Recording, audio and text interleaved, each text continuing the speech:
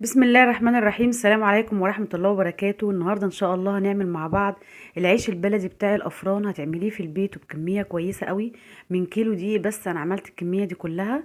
عملوا معايا 24 رغيف، نفس الحجم بتاع الفرن، ويمكن اكبر كمان شوية واتقل، وبجد مشبع جدا وطري جدا جدا جدا.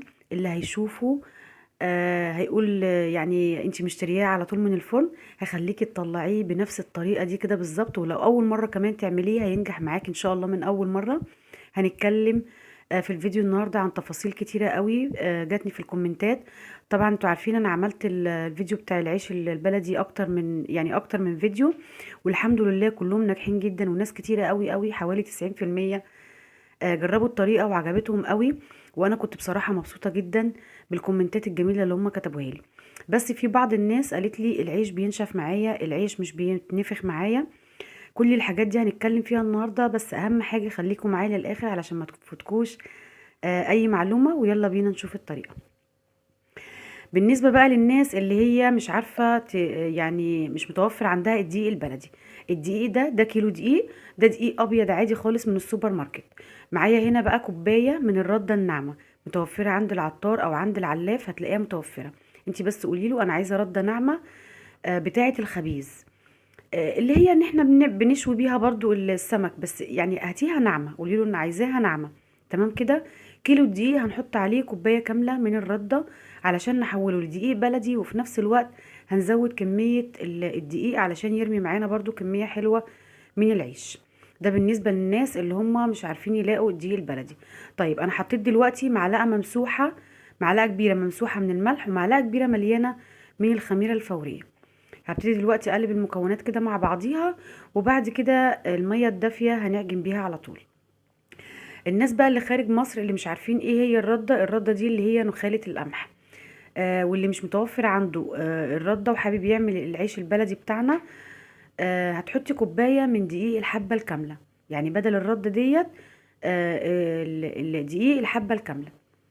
تمام كده. وبرضو طبعا عشان احنا بنفرد العيش البلدي بتاعنا على ردة، يبقى برضو بدل الردة هنفرد على الدقيق الحبة الكاملة، هو بالظبط بيبقى زي الردة. علشان كل الأسئلة دي جاتلي في الفيديوهات بتاعت العيش اللي عدت قبل كده. انا فضلت احط المية كده، طبعا لازم تكون مية دافية. حطيتها كده شوية بشوية لحد ما بقت عجينة طرية زي ما انتوا شايفين كده. العيش احنا النهارده عاملينه بحجم صغير، وما تقلقيش هتقدري تتحكمي فيه. ولو برضو مش حابه ان انت تعملي العجينه الطريه ديت، تقدري ان انت تخليها يابسه شويه، هتطلع برضو معاكي نفس النتيجه، بس مش عايزينها ناشفه قوي. يعني هتيبسيها بس كده شويه عن العجينه اللي انتوا شايفينها دي. انا خدمتها كده، فضلت اعجن فيها كده شويه كويسين. طبعا احنا جبنا طريقه العجن قبل كده اكتر من مره. بعد كده رشيت على وشها شويه من الدقيق، وركنتها في مكان دافي لحد ما اختمرت وزاد حجمها زي ما انتوا شايفينها كده. هبتدي بقى دلوقتي اقطع. معايا هنا حطيت طبعا الردة على الصينية اللي هقطع، هحط عليها على طول. وهبتدي اقطع. شايفين القطع قد ايه؟ يعني يا دوبك كده على صوابعي، مالية بس كده صوابع ايدي.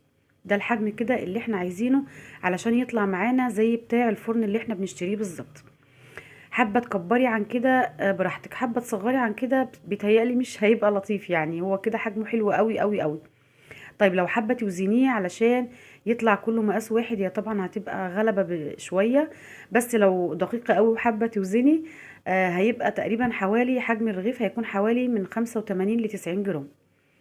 خلاص كده عملوا معايا بسم الله ما شاء الله الكيلو دي عمل معايا بالظبط 24 رغيف. انا بعد ما بقطعهم بحطهم على الرده كده لازم اسيبهم كمان 10 دقايق قبل ما افرد فيهم. هبتدي بقى دلوقتي اخد من اول واحد انا قطعته. العجينه بسم الله ما شاء الله طريه جدا، وما كانتش يعني محتاجه خالص ان انا افردها بنشابه. بس برضو علشان الناس اللي ما بتقدرش، يعني اللي اول مره تحط ايديها في العجين وبتبقى خايفه قوي، عادي خالص تقدري تفردي بنشابه برضو. هترشي رشه خفيفه قوي كده من الدقيق كده على الوش. وممكن برضو تحطي رده، بس ما تكتريش لان كتر الرد على الوش بيخلي العيش بيبقى لونه غامق. تمام كده. انا بفرده.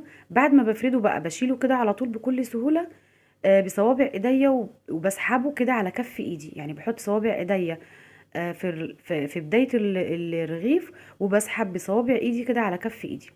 طيب انا بعد ما بفرده لازم اسيبه يريح كمان 5 دقايق، لاني انا فردته بايدي، ده مش بالنشابه خالص. اسفه، مش بالمطرحه.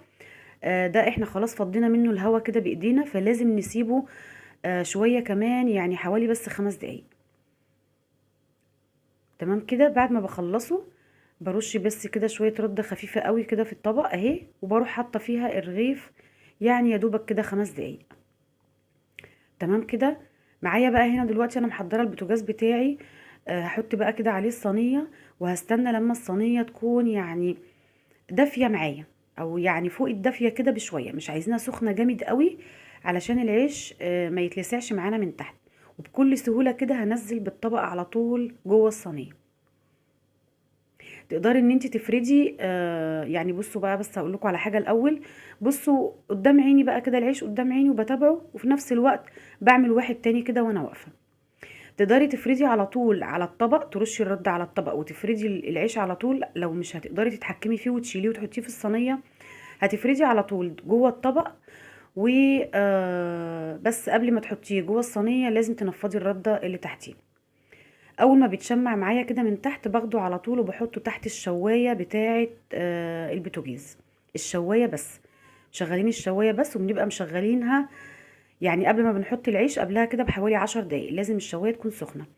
العيش يا جماعه بيحب النار السخنه، النار العاليه، يعني بيحب السخونه، لان هو بيستوي بسرعه جدا. واحنا كمان مرققينه ومصغرينه، فهو بيستوي بسرعه قوي. وما لو النار ضعيفه عليه هينشف معاكي، وهو ده اللي هيخلي العيش ينشف معاكي. اول ما بيتنفخ كده انا بفضل الف فيه زي ما انتم شايفين كده لحد ما بيديني اللون اللي انا عايزاه من على الوش. طيب بالنسبه للناس اللي مش حابه القعر بتاعها يكون كده، هو القعر على فكره مستوي، والله مستوي، مش ني ولا حاجه. بس في ناس قالت لي لا كده هو مش مستوي من تحت. طيب لو انت عايزه يكون لونه احمر كده من تحت، بعد ما يتنفخ ويخلص خالص معاكي بتاخديه بتحطيه تاني على البوتاجاز، بس بتكوني معليه النار شويه، عشان لو النار واطيه في الوقت دوت هتنشف معاكي العيش من تحت. هنعليها شويه وهتفضلي تقلبي فيها زي ما انا ما بقلب كده. بصوا انا بس عايزه اقول لكم ان من على الوش دوت ده دقيق مطرح ما فردنا، وبيتمسح عادي خالص بعد كده وما بيبقاش ليه اي اثر. على طول كده بفضل الف فيه شمال ويمين لحد ما القعر بتاعه يحمر معايا باللون اللي انا عايزاه. عايزاه طبعا كده، عايزاه اقل من كده براحتك بقى خالص. العيش طري وجميل جدا جدا، احلى من بتاع الافران 100 مره. كفايه ان هو نضيف وانت اللي عاملاه في البيت. هقسمه لكم بس بصوا، يعني لسه خارج اهو طري، ولسه كمان لما بحطه على بعضيه وبيقعد كده شويه يعني بياخد طراوه اكتر من كده كمان. هقسمه لكم بس دوت كده اوريه لكم من جوه. انا معرفتش اقسمه بايد واحده ففصلت قسمته، بعد كده شغلت تاني. هوريلكم بس كده جماله من جوه. شايفين جميل جدا جدا جدا جدا، يعني بجد حلو قوي قوي قوي قوي، زي بتاع الفرن بالظبط واحسن كمان. جربوه بنفس الطريقه وان شاء الله باذن الله العيش هيطلع معاكي بالجمال ده واحسن كمان. طيب بالنسبه للناس اللي بتقولي العيش مش بيتنفخ معايا، وانتي بتفردي العيش حاولي ما تفرديش قوي من نص الرغيف، يعني خلي النص دايما كده فيه حاجه بسيطه، لان هو النص دوت اللي بيخلي العيش يتنفخ او ما يتنفخش.